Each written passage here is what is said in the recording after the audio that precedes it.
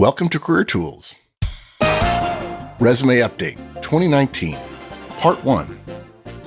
This cast answers these questions. What's new in resumes in 2019? How should I change my resume for 2019, if I should at all? And how truthful do I need to be on my resume? Folks, we're adding a new conference to the Manager Tools rotation this year, the M Conference, the Future of Management. Rather than a training session, we're going to be tapping the strength and knowledge of our Manager Tools community.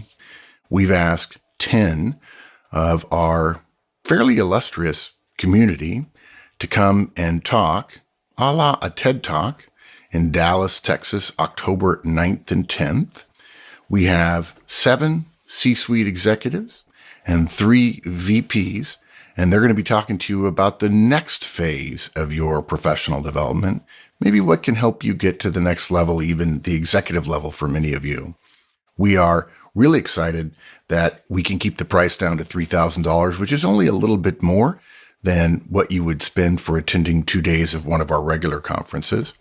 And we have a special treat for you. For all 50 slots, there are only 50, and I'm told that some are already been pre-reserved. You will get a 10-year rebate for the cost of your license if you're a licensee.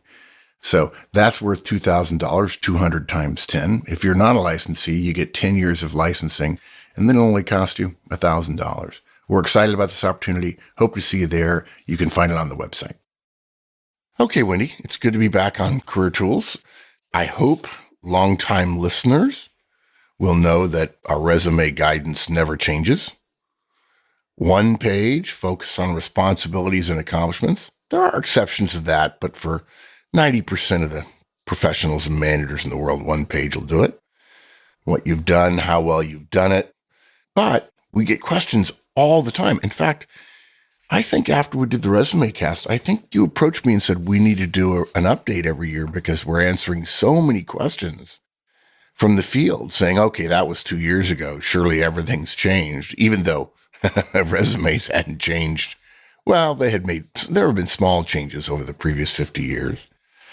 Most people don't even realize that resumes didn't exist 100 years ago. So this is our annual update. We talk about AI and templates and being honest and so on. So what's new this year? So we're going to talk a little bit about the resume update. There is no update. Well, there is in that we check all the trends and fads and changes and so on. And we wouldn't be against a change if that's what happened in the market, right? Right. If there was something that was significantly better all of a sudden, we'd recommend it. But there hasn't been in the last, since we've started doing this, and there probably won't be. Yeah, probably won't be, but you never know. We're going to talk about AI and how that affects recruiting, because it's a big topic in recruiting. We're going to talk about resume templates, which seem to be everywhere this year. And we're going to talk about lying on resumes, because that also seems to be a big topic this year. Yeah, it's sad. Yeah. Okay, so there's no update. We're going to stand fast on our regular guidance. Yeah, the only way you need to update your resume for 2019 is to add the accomplishments that you've had since the last time you updated your resume. And you really should have an updated resume because, as we've mentioned a couple of times, this is the best market for candidates, the best place to get a job in the last 50 years. Easily. Yeah, I'm only nearly 60 years old. In my adult lifetime, this is the best job market ever. I suppose it's safe to say, Wendy, that, well, 2 things. 1, if you haven't heard our resume cast, Wendy, is it still called Your Resume Stinks? Yes, you could definitely search for Your Resume Stinks and you'll find that. Yeah, every once in a while, folks, we try to be creative with titles, and sometimes it works, and sometimes it doesn't. So if you haven't listened to our cast from 14 years ago, we encourage you to do so, where we lay out every single detail of the resume. How to write responsibilities, how to write accomplishments, reverse chronological order, all that stuff. So if you don't know what we're talking about when we talk about our resume cast, go listen to it. You'll find it on iTunes and Google Play and so on. But I think that right now, technically, the danger for folks who are listening is they've got a friend, a colleague, a buddy who could get a job with a really stinky resume Mm-hmm. because the market's so good, So right? good, right? You don't have to be any good. So I suppose our update regarding that is be careful. Don't assume that because the market's so hot and standards are getting lowered that my buddy, he did it with a pink resume, or he did 5 pages, or he told a story. Those things are dumb, and you wouldn't want to learn the wrong lesson in our experience. So, okay, I'm sorry, Wendy, go ahead. So our guidance on resumes is still the same because the function of resumes doesn't change. The function of resumes is to get you an interview by showing the person who's reading it the best of your accomplishments. So the person reading it should see from your resume that you're an awesome candidate and invite you into an interview. And that's the only job of your resume. Then after that, it's your job to do the interview well. And it's been this way since the Industrial Revolution, when resumes were kind of started because people were hiring people they didn't already know. We started doing this 14 years ago, before iPads, before iPhones. Like, you'd think if technology was going to change resumes, it would have done it, and it hasn't. They still have the same function, and hiring managers still want the same information. Yeah, I think it's important when you say the hiring manager still wants the same information. Here's the mistake that so many people make. They think that the resume is a supply-generated document. I need to show other people who I am. When in fact, it's a demand-driven document. The hiring manager wants to know what she wants to know. If you don't give her what she wants to know, she's not going to interview you. It's not about the technology. Yes, there are changes. Yes, resume screening software exists. Yes, they're probably looking at it on an iPad. Or, I don't know, probably may not be the right word, but it's very likely that they could be because it's attached to an email and they just open the PDF. But it's about what the buyer wants. Okay? You're selling your wares. You can sell what you want, but you need to be pretty darn cognizant of what the buyer wants. And hiring managers in the last 50 years have both been inundated with changes in the system and found that there are some core things they want regardless. And they've generally, based on the way the market works, hiring managers have generally said, no, I really want to know. Folks, this is what's in our heads. I just want to know what he or she has done and how well they've done it. And we see past all of the stuff around it. Almost everything on your resume, other than those 2 things, is basically marketing or puffery or fluff to a hiring manager. So, sorry, Wendy, I forget how much fun I have on Career Tools, and I just talk and talk and talk and talk and talk. Yeah. And if you haven't hired and you need an example to think about renting or buying a house, when you get the information from wherever you get it from, there's things you want to know, like how many bedrooms, how much is it? Does it have a kitchen, with an island, if that's the thing that you want? And it doesn't matter what information the real estate agent sends you. You still want to know what you want to know. And that's the same thing with a resume and a hiring manager. Yep.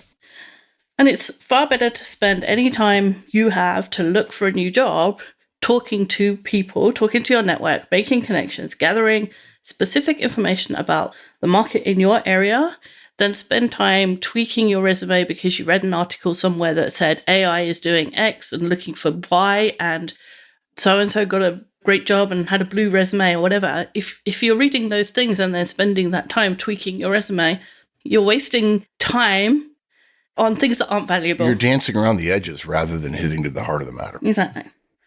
And the best way to get a job always has been and always will be a resume with quantified accomplishments. In other words, things that say, I made X in sales, or I reduced the time to do something by this time. Getting that kind of resume in the hands of somebody who can hire with a recommendation from someone in your network is always the easiest way to get a job, and forever will be. And, people forget that we're all exposed to so much more advertising than we realize. And so people think, for a while, the big job board was Monster. And now there are other systems and processes to get your resume in front of people. But I think the data I saw recently was a survey of job seekers who had recently taken jobs. 61% of them had gotten a job through a referral. I want to go back, though. You talked about having a quantified resume. And I suspect a bunch of people who are listening, their blood ran a little cold because they think, wow, I don't know that I have quantified accomplishments. Folks, first of all, we have a bunch more podcasts than just the original Your Resume Stinks, talking about bullets and accomplishments and so on. We also have a product, I think, the Resume Workbook, which we sell for, is it $29, Wendy? Yeah, $29.95. And I think it's 60 or 70 pages, and it's excruciating in its detail, and it will take you through every line of your resume. But I just want to make a pitch here for our career management document. One of the things we've talked about for years that we don't know why other people haven't caught on to, I assure you, people who are really good at their search, start with a career management document, have a great resume, and also have a great network. But that career management document is a compendium of all of your accomplishments in all of your jobs that we recommend every 90 days. If you want to do it every 120, that's fine. You sit down for 15 minutes at the end of the day and you say, okay, since I last did this, what can I talk about that are accomplishments? And if you know how to write an accomplishment bullet, which we'll teach you, it's much easier to do. And then you have a 3-page, 4-page document, which with way too much information on every single job you have. And then when you find a company you're particularly interested in, an opportunity you like, you go back through the career management document, leave the header data the same, obviously, leave all of the jobs the same. So maybe it's a 2-page long resume. And then you take out those accomplishments that are less valuable for the job you hope to get at that company. You can do that in 2 minutes, and you will avoid the pressure, the pain, the panic of putting together a resume because you haven't looked at yours in years, and you will have quantified accomplishments. If you're having to look back 10 years now on something and go, gee, how would I quantify that? That's a tough thing. You're not going to be able to do it very well. And that's okay, because the average resume stinks. You need to put the best resume together you can and trust that other people aren't working as hard. But from this moment forward, you need to start tracking your accomplishments. Again, every 90 to 120 days, sit down and say, what have I done and how could it be measured? What do I have that's proof? How could I write it? So it's truthful. And then as well, it puts you in the best possible light. And for all the people that are thinking, I've worked at this company for 10 years, I'm going to work here for another 10 years. You're not accepted because we get an email twice a week from someone that says, my company was bought out and I have to reapply for my own job. I lost my job because the company lost a big contract that they never imagined they'd lose. Some regulation changed and my job is no longer necessary. And I haven't done a resume for 10 years, or I never even applied for a job because I got this job when I was 18 and my father recommended me. So don't believe that you're safe. Even if you don't want to move jobs, you can be forced into it. Hello to all of our European friends. We will be in your neighborhood soon. August 6th and 7th, that is. We will be holding our Effective Manager and Effective Communicator conferences in Frankfurt, since it's a major air, rail, and road transportation hub. But we do hope to see all of you there. Register today at manager-tools.com/training. Auf Wiedersehen. Okay, so we said we're going to update people. We've basically made the case for stay the course, 1-page, reverse chronological, job responsibilities and accomplishments. What's new and what should we do about it? So one of the things that's really new that is everywhere, if you read anything about recruiting, is AI, artificial intelligence. And AI is one of the ones that's really big right now, but there are fads or phases in recruitment and hiring, just like there are in every other job, where you get really well publicized trends, and it can seem like, oh, that must be the most important thing. It must be about to affect me. And it's not, because what you read in the newspaper or on the web or in some magazine about your industry, it's describing the news. And the thing about the news is it's new. And so the reason that these things are being described or being written, articles are being written about them, is because they're new and different and interesting. If somebody wanted to write an article that said resumes are just the same as they have been for 15 years, like we do, that article would never get published, because the editor would say, that's really boring, go find something interesting to write about. When you say, well, it's news, it's actually PR. Mm-hmm. If you start reading news that's delivered to you digitally on the web, you start getting something different from, say, being read by a newsreader or reading through a curated source. So Wall Street Journal, London Times, The Economist, Washington Post, whatever. You start to get a filter, a sixth sense, that what you're reading is not really news, but rather PR boilerplate from a company. And I think for far too many people, I get asked about resumes all the time, and it's always about, what about this and what about that? Because people are doing a search and their reticular activating system has told them they need to be on the lookout for stuff about resumes. So everything they see about resumes, they see. And of course, with search engines being what they are, once you start clicking on things, it will give you more of what you want. The problem is the things you're reading that aren't curated, that aren't looked at by a senior HR professional or a bunch of line hiring managers. Trust me, the stuff you read is not. Everything, virtually everything I read in the business world about managing and careers is wrong. I just read an article in Harvard Business Review, for heaven's sakes, called The Feedback Fallacy, which so incensed me. I wish I had time to write. I just nearly wanted to cancel my subscription to HBR. It was a bunch of pap and idiocy. So what you're reading in the news is PR from companies trying to sell their technology to big companies. They don't want to sell it to you. You know why? Because you don't have any money. They want to sell it to big companies. That's what they want. And so they're going to make things easier for the big companies. And there are people in HR who want to buy everything so that when somebody says, what went wrong? I don't know. We use AI, we use this, we use this, we use this. We've got state of the art here. But there is no amount of money companies can spend that can get past what we talked about earlier. That hiring manager wants to know what you've done and how well you've done it. And the state of AI in recruiting is much like the state of driverless cars in the rest of the world. Like every day there seems to be an article about driverless cars and progress in all the things that a driverless car needs to be able to do. But despite that, we're all still driving. I think Ananda promised us we would be driving driverless cars in 2020, right? Something like that, yeah. I think he's wrong now, because as far as I can tell, it's not any closer. And so AI promises that it would find candidates, assess them, make offers. And despite that, recruiters and hiring managers are still doing all that work. They are still looking for candidates. They're still assessing them. They're still choosing them, because the AI just isn't good enough to do that.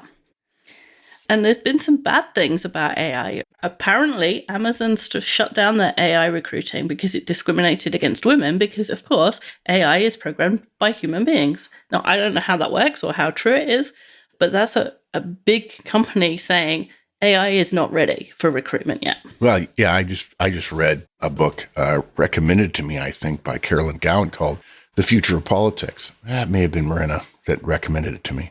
And it talks about code being embedded in systems and then laws, the legal system relying on the code in its application, and therefore biases being embedded in the software we use. And I don't mean to suggest, folks, that Silicon Valley is biased, But Silicon Valley is biased because we're all biased.